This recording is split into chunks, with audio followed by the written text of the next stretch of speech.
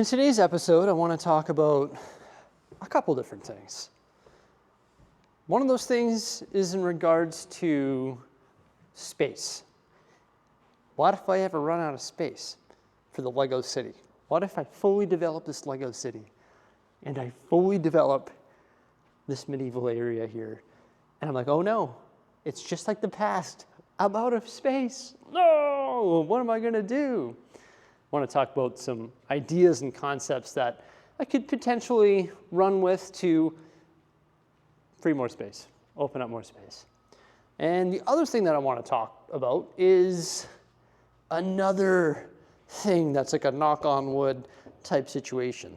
Like, oh no, I better knock on wood because I don't want to run out of space. Oh no, I better knock on wood because I never want this other thing to happen either. And that, of course, is what if I run into an issue where this is no longer sustainable? What if for some reason YouTube fails and my primary source of income is no longer available, which of course is YouTube, or whatever, the channel fails or whatever it may be, right? What's my ultimate safeguard for that situation? What would I end up doing if this failed? But I want to talk about the space situation first. So we've got quite a bit of space for the Lego city there. And my goal is to develop that with Lego parts as quickly as possible. Well, maybe not as quickly as possible. I'm going to do it slowly over time. But eventually I'm going to fill these tables. And in fact, within the next 2 weeks, you can expect to see these tables not fully completed, but fully mills-plated. So all of these tables, all of this white space here will be gone. It's going to be fully base-plated, fully mills-plated with a bunch of 16 by 16 plates, a lot of them, and also a bunch of 2x2 brick, which are in these boxes that I'm currently working on. Sneak preview, everybody. This is what I'm doing today. After I'm done filming this video, I'm unpackaging all of this Lego. So make sure you stay tuned for that video.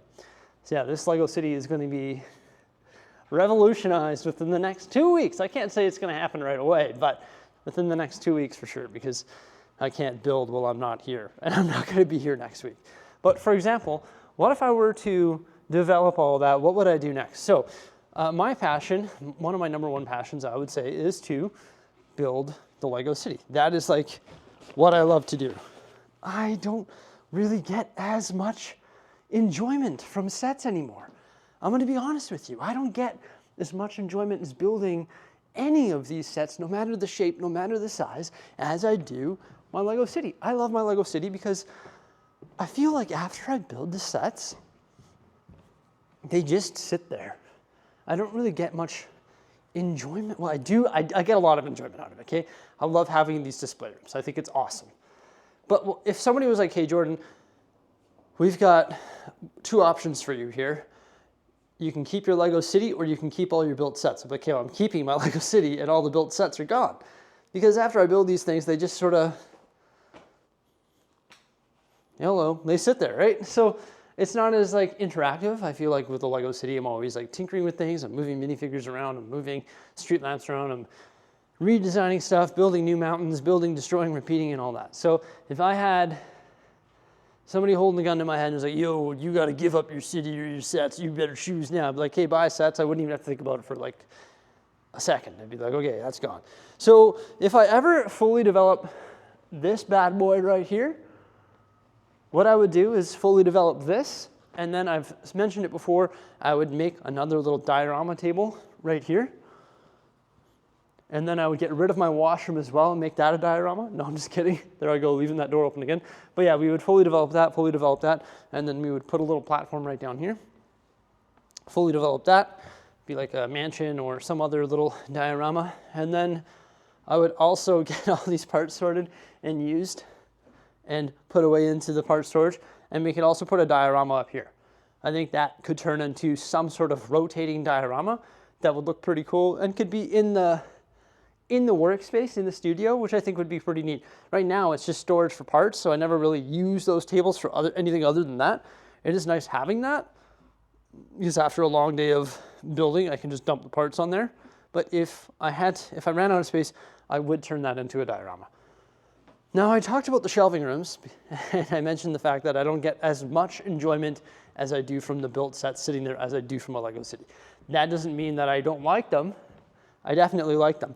But when push comes to shove, if I ever had all of those spaces that I just discussed fully developed, and I was out of space, well, then guess what?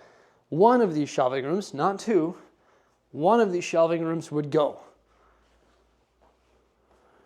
And it would probably be the smaller one to start.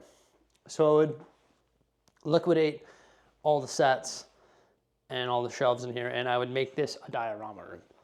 And make this a diorama room over a shelving room. I could make it a diorama room right now by putting little tables in the center. For example, this big surface here, it could become a big diorama. So that's an option too. If I run out of space, well then I just clear these sets off here and I make this a diorama room or a diorama surface. But it would be cool to turn these into full out diorama rooms. So yeah, that's the short and thick of it. If I ever run out of space, well then the sets would be the first thing to go. And I would make larger, or I would just make dioramas in these rooms. Yeah, just because I feel like that would be more enjoyable in the end, you know? If I ever finish, I don't know though, because will I truly ever be finished developing that? It's hard to say. Probably not, because it's so big and it could always change. Like everything can always change, right? So I could just continue to develop this for years and years to come. And as I continue to develop it, I can change things and eventually swap out modular buildings for custom builds or change mountains, improve mountains, add more height, and just keep building, destroying, and repeating. So I don't know if this will ever be done, but if it is, then I've got a lot of space up front there. So yeah, that would be the thing. So if people are worried about me running out of space, well, there you go. That's the answer. The sets would go, and the sale of the sets would help fund a new venture of creating massive dioramas, and then this entire studio would be dedicated to dioramas, which would be insane. Not that it isn't all insane already. Now, the other topic of conversation was, what if YouTube fails? Or what if I fail on YouTube? One of the two. Or what if Lego is no longer producing Lego and no longer a thing? I don't think that's ever going to be a situation. I think Lego will always be saleable, personally. No matter what, there will always be collectors of Lego, and I really don't think Lego will ever fail. I think they're too big to fail at this point. Even if the amount of Lego collectors reduces by 50%, which I don't think it will, Lego sets and everything will always be popular and saleable. And I think that there will always be a platform on the internet, YouTube being the biggest one, that you can post videos on and monetize. YouTube being the biggest one, and YouTube being owned by Google, I don't think YouTube is going to go anywhere, because there will always be somewhere on the internet where you can post videos and make a living doing it. And if YouTube were to fail, well, there would be something that would replace it with the exact same concepts. And that's why I think that YouTube will never fail, because there will always be somewhere where creators are going to post their videos on the internet, period. That's just the way it is. And if they demonetize the platform, then I'm going to tell you that 90% of the creators that post on platforms like that will no longer post on the platform, because they can't make a living doing it, and making videos like this takes a full-time effort. So they literally will have to go get jobs elsewhere, and they won't have time to make content anymore, because their career would have to change. Or what they would do, what you could do too, is just create your own website, and you can charge subscription services for your videos on your own website. Or you can just run it like any other blogging website that makes money from posting online. For example, Jay's Brick blog. He makes a living posting online just because he makes a blog post, and then on the side of his website and everything, there's advertisements, which is all done through Google as well, and he makes a living. So there's not really a chance that this goes sideways, I don't think. Personally, I think it'll always be afloat unless I fail miserably as a creator, which I'm gonna do everything I possibly can to not make happen because I love my job too much. But we're gonna knock on some wood here too. But if the whole video aspect of it were to fail one day for some odd reason, what would I do then? Well, I've got a lot of Lego here, a lot of it, and I would probably just move on to sales, internet sales, and I would just move on to internet sales, and I would just liquidate. I would buy and sell Lego. That's what I would do. I would move on to the retail aspect of it. Probably start with e-commerce in a big way. I don't know if I would ever dive into the retail aspect of it, but I've got a pretty cool place here that we could turn into a retail store, and a lot of people want me to make this a retail store or a museum too. I could open this up to the public.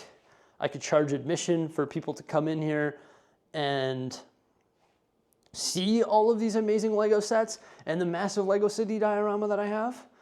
So we could charge admission prices to come in here and check it all out. That could be an entity that I run with. We could also open a retail shop in these two front rooms here, and that could be something that we could do here. So it could be like a hybrid. It could be a retail shop and also a museum where people can come check out this stuff. That's an option. But ultimately, if I were to fail as a media producer, then I would just move on to retail. Also, I haven't posted the video yet that I've been talking about my past, but me and my family actually have a huge background in retail. So no matter what, I have that to fall back onto as well. Yeah, so that's sort of what I think about that situation. If I run out of room for the Lego City, well, then we'll expand the Lego City and the Lego dioramas into the front rooms after filling those other table spaces that I plan to create. And if digital media fails on my end, then I will turn into a full-out e-commerce and brick and mortar retailer or displayer admission fee person. Does that make sense? Yeah, that's sort of like some contingencies and something that addresses some of the questions that I get asked all the time. What happens if YouTube fails like Vine did? I think you can't really compare YouTube with Vine at all, or you can't really compare YouTube to Break Video or whatever it was called, Break TV or whatever. I don't think you can compare those two. And also what's gonna happen if you run out of space. I will never move again.